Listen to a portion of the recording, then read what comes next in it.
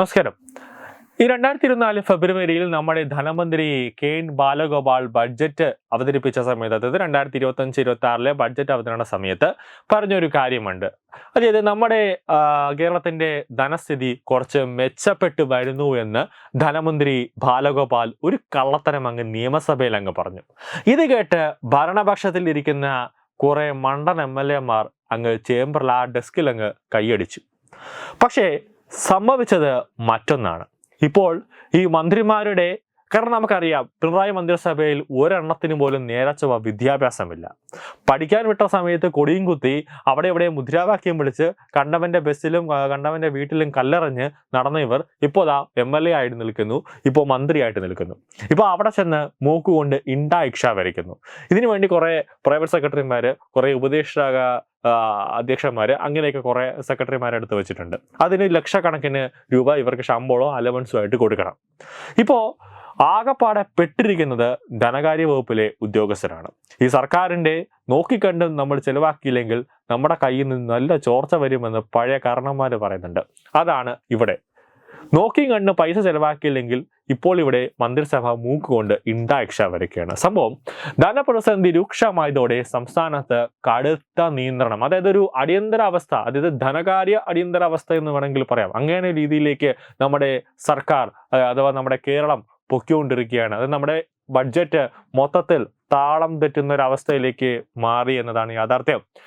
ഔദ്യോഗികമായ ആവശ്യങ്ങൾക്കായി അനുവദിച്ച വാഹനങ്ങളുടെ ഉപയോഗം പരമാവധി നിയന്ത്രിക്കണമെന്നാണ് ഉത്തരവ്. ചുരുക്കി പറഞ്ഞാൽ മന്ത്രിമാരും ഉദ്യോഗസ്ഥരും അടക്കം വാഹനങ്ങൾ എടുക്കാതെ കാൽനടയായി യാത്ര ചെയ്യുകയോ അല്ലെങ്കിൽ ബസ്സുകളിൽ പോവുകയോ ചെയ്യുക. അതാണ് ഈ ഉത്തരവിന്റെ ഒരു മൂല്യമായിട്ടുള്ള ഓൺലൈൻ ത്രെഡ് എന്ന് പറയുന്നത്. ഈ ഓഫീസ് സംവിധാനം ഏർപ്പെടുത്തിയിട്ടുള്ള ഓഫീസുകളിൽ ടൈപ്പിസ്റ്റ്, ഓഫീസ് അസിസ്റ്റന്റ് എന്നീ തസ്തികകളിൽ കരാർ നിയമം മതിയെന്നും നിർദ്ദേശം നൽകിയിട്ടുണ്ട്. അതായത് ഇനി മുതൽ ഈ ടൈപ്പിസ്റ്റുകളും ഓഫീസ് അസിസ്റ്റന്റും, അതായത് PSC നടത്തുന്ന ഈ ഓഫീസുകളും ഓഫീസ് അസിസ്റ്റന്റ് പരീക്ഷ ഉദ്യോഗാർത്ഥികളും ടൈപ്പിസ്റ്റ് ഒന്നും ഇനി മുതൽ വേണ്ട. കാരണം ഇവരെയൊക്കെ ലിസ്റ്റുകൾ കാലാവധി കഴിഞ്ഞിട്ടില്ല.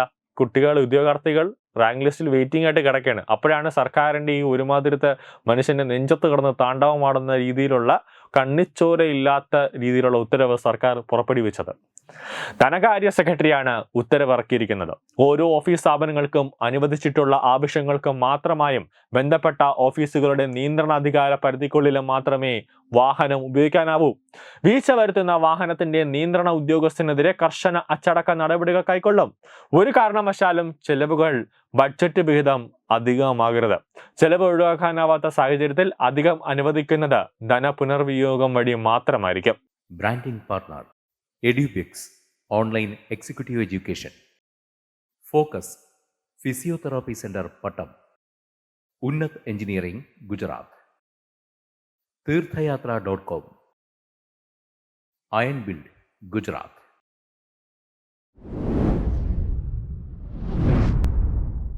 തുമ്പമൺ ശ്രീ വടക്കുംനാഥൻ ക്ഷേത്രം, അമ്പലക്കടവ്, പത്തനംതിട്ട. ശ്രീമദ് സ്കന്ദപുരാണ മഹാസത്രം